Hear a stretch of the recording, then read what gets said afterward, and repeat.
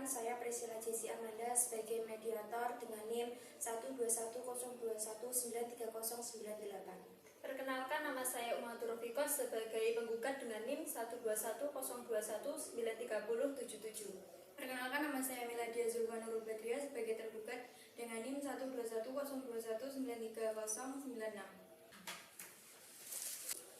Selamat siang saudari Umaha dan saudari Mila yang saya hormati. Sebelum kita memulai mediasi, izinkan saya memperkenalkan diri.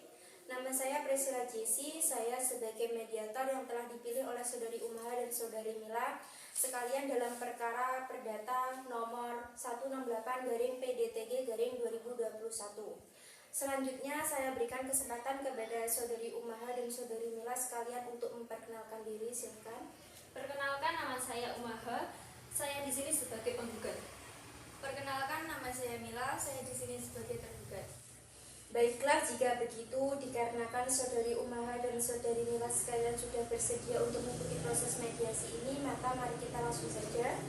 Pertama-tama saya ingin menjelaskan bahwa mediasi yang ditempuh saat ini tidak lain merupakan cara penyelesaian sengketa melalui proses perundingan untuk memperoleh kesepakatan para pihak dengan dibantu oleh mediator.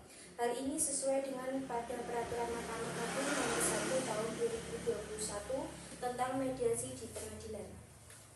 Manfaat dari mediasi adalah untuk menyelesaikan sengketa secara lebih sederhana, cepat dan biaya ringan, sesuai dengan kebutuhan dan kepentingan serta tetap menjaga hubungan baik. Wajib saudara-saudari ketahui bahwa pada dasarnya mediasi bersifat tertutup kecuali saudara berkehendak lain. Dan proses mediasi berlangsung paling lama 30 hari sejak penetapan perintah melakukan mediasi. Adapun saya sebagai mediator merupakan pihak netral yang membantu para pihak dalam proses perundingan guna mencari berbagai kemungkinan penyelesaian sengketa tanpa menggunakan cara yang memutus dan memaksakan sebuah penyelesaian. Di dalam pelaksanaan mediasi, kita juga mengenal adanya prinsip-prinsip dalam mediasi, yaitu antara lain yang pertama imparsial, yang berarti tidak memihak atau netral. Yang kedua, tidak punya hak memutus atau keputusan diambil berdasarkan kesepakatan para pihak. Berikutnya yaitu kerahasiaan. Seluruh yang terjadi dalam proses mediasi bersifat rahasia. Dan yang terakhir adalah kaukus. Artinya jika diperlukan mediator dapat melakukan pertemuan terpisah dengan para pihak. Baiklah, untuk mempersingkat waktu akan saya bacakan urutan mediasi yaitu sebagai berikut. 1. Bahwa pertemuan mediasi hari ini yaitu sebatas pengenalan mediator dan para pihak, menjelaskan maksud, tujuan, dan manfaat mediasi, menjelaskan sifat proses mediasi, menjelaskan peran mediasi dan membuat jadwal pelaksanaan mediasi dengan para pihak serta kesepakatan tata tertib selama proses mediasi. 2. Bahwa pertemuan kedua mediasi yaitu penyampaian resum perkara dan usulan perdamaian oleh masing-masing pihak paling lama 5 hari setelah penetapan pertemuan mediasi pertama. 3. Bahwa saya sebagai mediator akan menginventarisasi permasalahan dan mengagendakan pembahasan berdasarkan skala prioritas untuk pertemuan selanjutnya. 4. Bahwa saya sebagai mediator juga memfasilitasi dan mendorong para pihak untuk menelusuri dan menggali kepentingan para pihak dan mencari berbagai pilihan penyelesaian yang terbaik bagi para pihak serta bekerja sama mencapai permasalahan. 5. Apabila proses mediasi mencapai kesepakatan, maka kesepakatan tersebut dituangkan dalam kesepakatan perdamaian dan para pihak dapat memilih kesepakatan perdamaian akan dikuatkan dengan akta perdamaian atau pencabut gugatan. Baiklah, apakah saudari-saudari mengerti terkait pelaksanaan mediasi ini atau perlu saya ulangi untuk menjelaskan lagi? Sudah jelas. Baik, karena saudari Umaha dan saudari Mila mengerti, maka saya akan menentukan jadwal terkait pertemuan kedua mediasi. Apakah para pihak keberatan jika pertemuan kedua mediasi dilaksanakan pada hari Jumat tanggal 10 Desember 2021 pukul 10 waktu Indonesia Barat, tempat ruang mediasi Pengadilan Negeri Kediri? Tidak keberatan. Pada pertemuan kedua, mediasi akan dilaksanakan penyampaian resum perkara dan usulan perdamaian para pihak.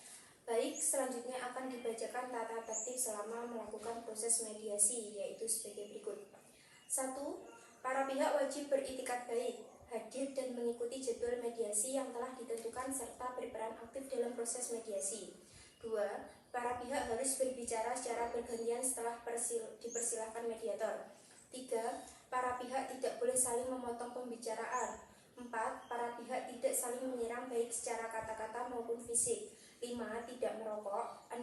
Tidak menggunakan handphone. 7. Tidak merekam isi pembicaraan. Baiklah, apakah saudari-saudari setuju dengan kesepakatan terhadap tata tertib tersebut atau ada tambahan terkait tata tertib mediasi tersebut? Setuju.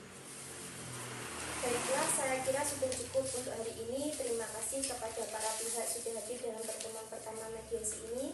Saya harap kepada para pihak untuk tetap hadir di pertemuan mediasi yang kedua, yaitu pada hari Sabtu tanggal 11 pukul 10 waktu Indonesia Barat di ruang mediasi Pengadilan Negeri Kediri untuk menyampaikan resum perkara dan usulan perdamaian dari masing-masing pihak.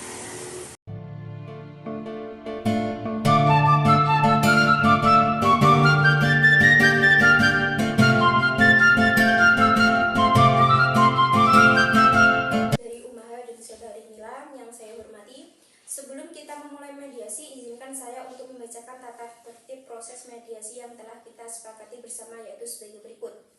1. Para pihak wajib beriktikad baik, hadir dan mengikuti jadwal mediasi yang telah ditentukan serta berperan aktif dalam proses mediasi. 2. Para pihak harus berbicara secara bergantian setelah dipersilahkan mediator. 3. Para pihak tidak boleh saling memotong pembicaraan. 4. Para pihak tidak saling menyerang baik secara kata-kata maupun fisik. 5. Tidak merokok. 6. Tidak menggunakan handphone. 7. Tidak merekam isi pembicaraan.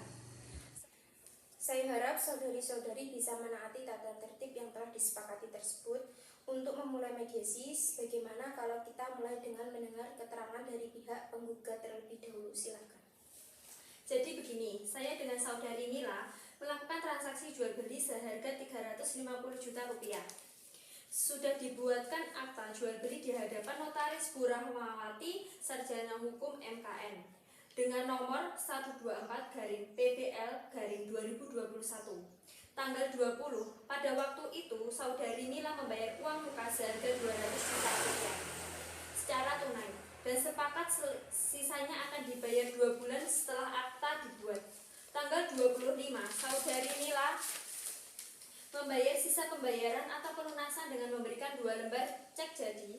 Pada tanggal 27, saudari Mila membayar sisa pembayaran atau pelunasan dengan memberikan 2 lembar cek, yaitu sebagai berikut. Yang pertama, cek nomor XP 279269 tanggal 27 Bank Sentral Asia sejumlah 85 juta rupiah. Yang kedua, cek nomor XP 279251 tanggal 18 Agustus 2021 Bank Sentral Asia sejumlah 65 juta rupiah. Kedua, cek tersebut atas nama Mila. Setelah seminggu pelunasan, saya cairkan 2 lembar cek tersebut di Bank OCBC NISP di Kediri. Akan tetapi pihak bank mengatakan ditolak karena rekening giro telah ditutup. Jadi, saya langsung menghubungi saudari Mila, akan tetapi saudari Mila seolah selalu menghindar dari saya. Seolah saudari Mila tidak beritikat baik kepada saya. Dan setelah saudari Mila bisa ditemui, saudari Mila justru mengatakan tidak benar dan rekening tersebut giro atas nama saudari Mila masih aktif. Jadi karena saya merasa tidak adil dan dirugikan di sini, maka saya mengajukan gugatan. Kalau boleh tahu objek dari transaksi antara saudari Umaha dan saudari Mila? Rumah milik saya yang terletak di Kecamatan Ngadiluih, Kabupaten Kediri, sertifikat hak milik dengan luas 2.233.265 meter kubik. Jadi kalau boleh saya simpulkan bahwa saudari Umaha dan saudari Mila telah melakukan perjanjian pengikatan jual beli terbukti dari fotokopi akta yang saya terima, yaitu dengan objek rumah di Kecamatan Ngadiluih, Kabupaten Kediri dengan sertifikat hak milik dengan luas 2.233.265 meter kubik. Tahap pembayaran dilakukan 2 kali, yaitu uang muka sebesar 200 juta rupiah dan tahap kedua yaitu 2 lembar cek yang masing-masing nominalnya 85 juta dan 65 juta. Akan tetapi saat dicairkan 2 lembar cek tersebut tidak bisa karena dinyatakan tabungan giro tutup. Benar begitu? Benar, Bu. Lalu solusinya apa yang saudari Umaha inginkan dari mediasi ini? Seperti yang saya katakan tadi, bahwa saya merasa tidak adil dan dirugikan atas transaksi jual beli ini karena cek yang saudari Mila berikan tidak bisa saya cairkan. sedangkan mereka sudah menerima SHM dan sedang proses pergantian nama. Maksud keinginan saya ingin mengajukan usulan perdamaian sebagai berikut, bahwa saudari Mila mengakui kesalahannya dengan tulus meminta maaf kepada saya. Yang kedua, bahwa Bu Mila melunasi sisa pembayaran sebesar 150 juta rupiah. Baiklah, selanjutnya saya persilakan kepada saudari Mila untuk menyampaikan permasalahannya. Silakan. Baik, terima kasih kesempatannya. Memang benar saya melakukan transaksi jual beli dengan saudari Umaha. Dan benar bahwa telah dibuatkan akta jual beli seperti yang dikatakan oleh saudari Umaha, yaitu di hadapan Notaris Bu Rahmawati Sarjana Hukum MKN dengan nomor 124/PBL/2021 tanggal 25. Saya telah membayar uang muka seharga 200 juta rupiah secara tunai. Saya membayar sisanya dengan memberikan 2 lembar cek seperti yang telah dikatakan oleh penggugat. Bisa dibacakan terkait 2 lembar cek tersebut, saudari Mila? Cek nomor XP 279269 tanggal 27 Agustus 2021 Bank Sentral Asia sejumlah 85 juta rupiah, dan cek nomor XP 279251 tanggal 27 Agustus 2021 Bank Sentral Asia sejumlah 65 juta rupiah. Kedua cek tersebut atas nama saya.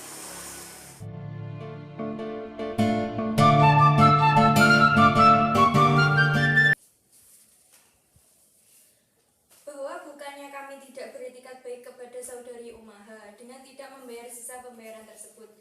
Saya memiliki tabungan giro tersebut bisa membuktikan bahwa tabungan giro saya masih aktif.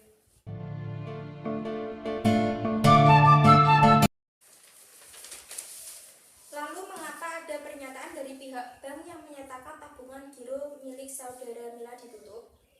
Setelah saya cek kembali, ternyata karena kesalahan saya dalam pembuatan cek tersebut ada kekeliruan, Bu, sehingga cek tersebut tidak bisa dicairkan. Saya simpulkan bahwa saudari Mila membenarkan telah terjadi transaksi jual beli dengan saudari Umaha.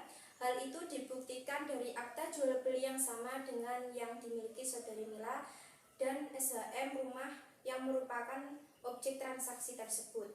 Saudari Mila telah membayar uang muka seharga 200 juta rupiah secara tunai dan membayar sisanya dengan 2 lembar cek pada tanggal 25 Agustus dibuktikan dari kwitansi pembayaran dan nominal cek yang sama, bahwa saudari Mila mengakui adanya kekeliruan terhadap cek tersebut sehingga ceknya tidak bisa dicairkan oleh saudari Umaha. Benar begitu, Bu saudari Mila? Benar. Lalu, solusi apa yang saudari Mila inginkan dari mediasi ini? Bahwa saya ingin masalah ini diselesaikan baik-baik karena permasalahan ini hanya kesalahpahaman antara saya dengan saudari Umaha. Bahwa saya mengakui kesalahan dan meminta maaf secara tulus kepada saudari Umaha karena kekeliruan saya, dan kami akan membayar sisa pembayaran secepatnya. Akan tetapi karena kekeliruan ini saya mohon maaf kepada saudari Umaha untuk memberikan waktu kepada kami selama 7 hari untuk membayar sisa pembayaran tersebut. Bagaimana saudari Umaha? Apakah saudari Umaha bersedia memaafkan saudari Mila dan bersedia memberikan batas waktu 7 hari kepada saudari Mila untuk membayar sisa pembayaran tersebut? Karena saudari Mila dengan tulus meminta maaf kepada saya akan membayar hutangnya, maka saya maafkan dan saya setuju memberikan batas waktu 7 hari kepada saudari Mila. Baiklah, saya rasa sudah menemukan kesepakatan. Tapi sebelumnya saya akan membacakan kesepakatan yang telah disepakati bersama, yaitu sebagai berikut. 1. Bahwa pihak penggugat menyetujui perdamaian dengan tergugat. 2. Bahwa pihak tergugat mengakui kesalahan dan meminta maaf kepada penggugat. 3. Bahwa pihak tergugat akan melunasi sisa pembayaran 150 juta rupiah. 4. Bahwa pihak penggugat dengan tergugat sepakat sisa pembayaran dilakukan paling lambat 7 hari setelah adanya kesepakatan perdamaian. Itulah tadi kesepakatan yang telah disepakati. Saya mau bertanya kepada saudari Umaha dan saudari Mila, dan apakah puas dengan hasil mediasi hari ini? Puas. Baiklah, selanjutnya kita akan mempersiapkan kesepakatan perdamaian yang mana nantinya di dalam kesepakatan tersebut para pihak harus menambahkan klausul. Apakah kesepakatan perdamaian ini dikuatkan dalam akta perdamaian ataukah hanya kesepakatan perdamaian saja?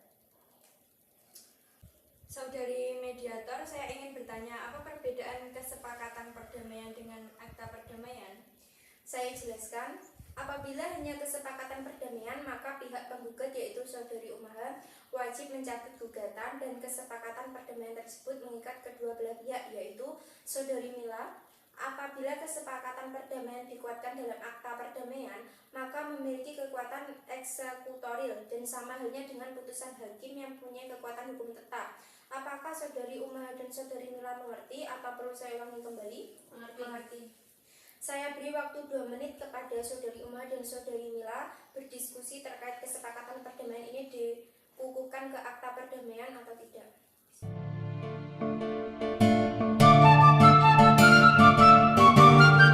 Baik, saudari Umaha, apakah saudari Umaha ingin menguatkan kesepakatan perdamaian ke akta perdamaian? Ya, saya ingin mengukuhkan ke akta perdamaian. Bagaimana saudari Mila? Saya juga ingin mengukuhkan ke akta perdamaian.